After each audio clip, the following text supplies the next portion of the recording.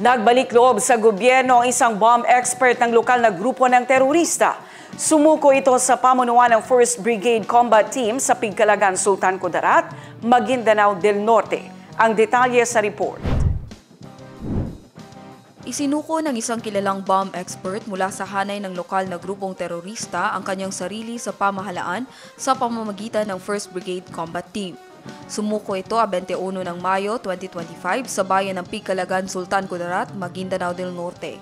Ayon kay Brigadier General Jose Vladimir Gagara, commander ng 1st Brigade Combat Team, hindi muna ibinunyag ang pagkakakilanlan ng nasabing individual para sa kanyang seguridad.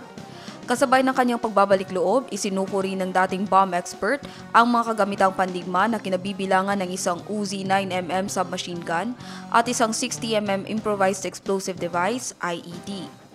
Ang 6th ID at JTF Central ay patuloy na nananawagan sa mga natitirang kasapi ng armadong grupo na isuko ang kanilang armas at tanggapin ang programang reintegrasyon ng pamahalaan para sa isang mapayapa at maunlad na kinabukasan.